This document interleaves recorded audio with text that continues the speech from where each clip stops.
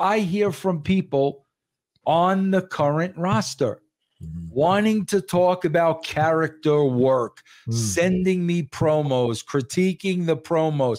And like that kind of keeps me in it, knowing, you know what, bro, there are still some people out there that really care about the true art of professional. And bro, I will help those people all day long.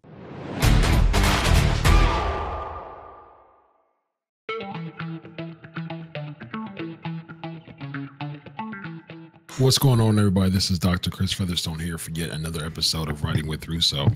I am here with the former WCW World Heavyweight Champion. Listen, it says, don't bro me if you don't know me. Yes, thank you. Vince Russo, how are you, man? I'm all right. How are you, doctor? Well, man, I'm well.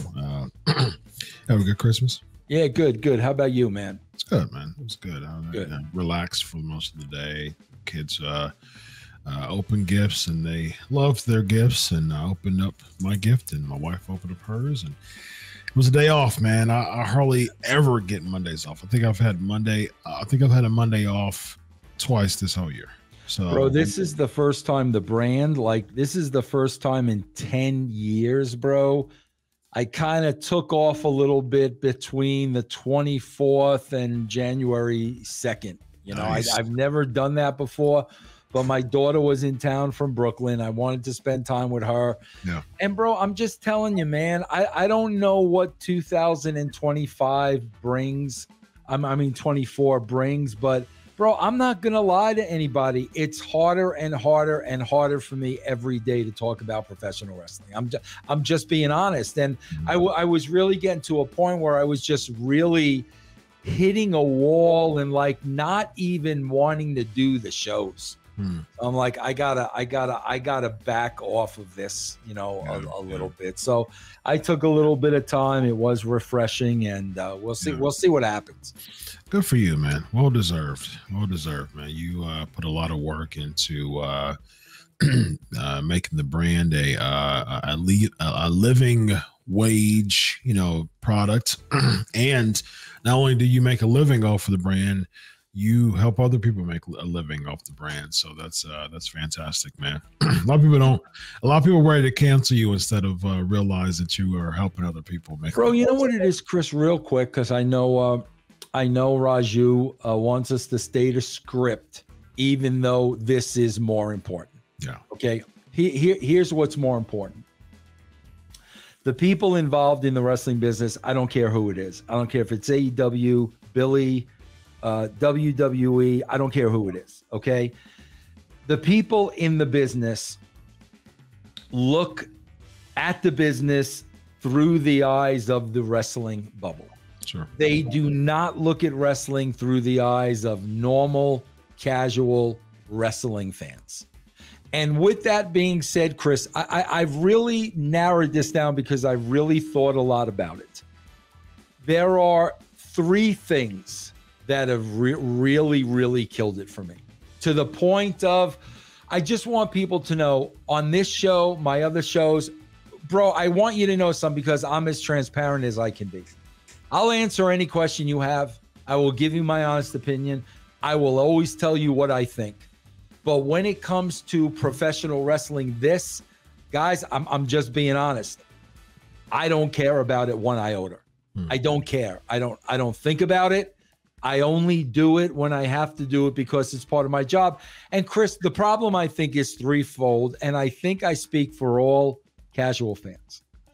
Number one, the tribalism of the fans has gotten to the point of being ridiculous. It's absolutely ridiculous, bro. You either love everything they do or hate everything they do. You either love one individual no matter what he does and hates another no matter. There's nothing like it in any other sport, any other form of entertainment. The tribalism on social media is sickening. Yeah. Absolutely. I was just seeing X-Pac over the weekend, just like going on there to throw out Merry Christmas. And then he had to come back and say, I've never seen any. I'm telling you Merry Christmas, and I'm being attacked. So he was like, I'm getting all. Huh? What was he attacked for? I don't know, but he even said, I need to get off of this for a while because this is ridiculous. So the tribalism in wrestling, that's the number one. Yeah. Number two, bro, what has killed it for me, honestly, is these dirt sheet marks. That, since the scrums and all this stuff, they have convinced themselves they're a part of the business. And what are they all about, bro? That's why they're called dirt sheet writers.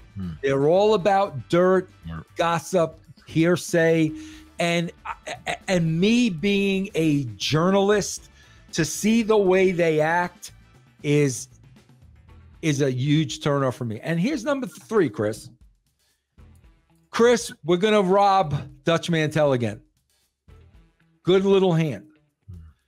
Chris, you need the good little hands. There's been good little hands since the beginning of time. Johnny Rodz, good little hand. Oh, yeah. Steve Lombardi, good little hand. And bro, guess what? The good little hands help get the main eventers over. That's the way it's always been, bro. Unfortunately, as we go to 2024, to the casual fan, the good little hands are now in the main event. Yeah. And you've got casual fans watching this, recalling who used to be in the main event. And now they're seeing good little hands. And bro, you're turning them off. And I mean, Chris, maybe you see things differently, but I don't see those three things changing anytime soon. If anything, it'll probably get worse. Yeah. Yeah. I mean, yeah, it's the tribalism in professional wrestling is, I think it's at a fever pitch at this point. Because it's becoming so niche, and the niche market is the hardcore market when it comes to pro wrestling. And a lot of the pro wrestling crowd is bloodthirsty misfits, man. I mean, to be honest with you, and that's a lot of the crowd. But you see it in the comments, you see it in the trolling, you see it on the socials. It's just a lot of people just trying to belong, wanting to belong, and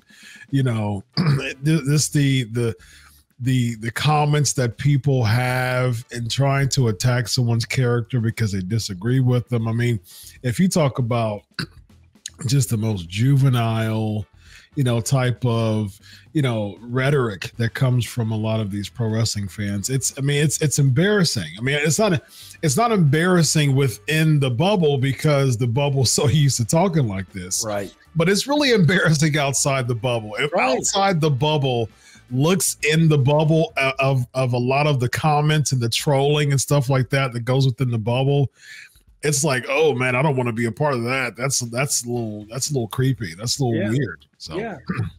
It's I agree with you, man.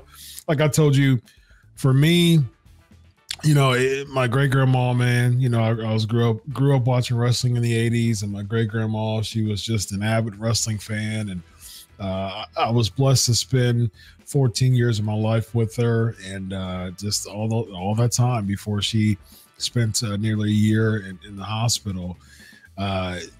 Before then, avid wrestling fan, man. I mean, like just WWE, WWF at the time, NWA, WCW, even Global. Like she was watching Global, ESPN, 4 o'clock.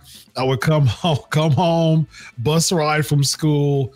4 o'clock comes, I'm watching Global, on ESPN. Yeah. So. Bro, I would watch Glow on Saturday afternoon. I would watch Glow, bro. Absolutely, man. Yeah, Glow. Yeah. And what I grew up watching wrestling because it was a comic book come to life, man. Yeah. It was character driven. It was superheroes. It was villains. It was stories. It was a saga. It was episodic. It was so encapsulating when it came to the story arc, and the physicality, just it wasn't even really a big part of it. I mean, like if you think about wrestlers of old, there was a lot of clubbing and work punches, you know what I mean? And just kicks and suplexes or suplanes, arm bars, the old arm bars. They would just wrench it, and they would just sell the wrench. What about the old step over toe hold? I was just about to say, man, the step over, the Terry Funk step over toe hold. Yep. And just like that stuff was just so amazing to me. And a step over toe hold would probably get a boring chant nowadays. But back then, it was just the villain just continuing to just cause the ire of the crowd and say, I'm going to put this, I'm going to wrench it, and I'm going to step out of it and step back in it. You know what I mean? And stuff like that really caused the ire of the crowd. And it was and bro, that's what makes me laugh, because I actually had the freaking honor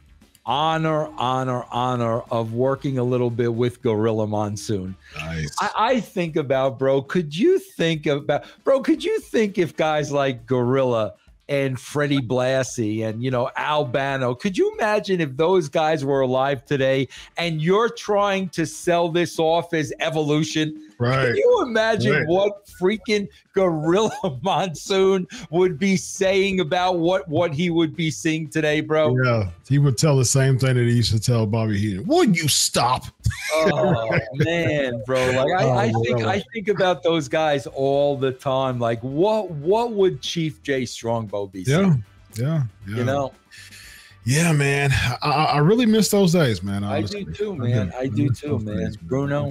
So I have an allegiance to wrestling, and I'm blessed, man. You know, I'm blessed. I spent so many years in the journalism business, writing for Sports Illustrated and Fox Sports and Bleacher Report and Inquisitor, and a lot of, you know, reputable Digital Spy.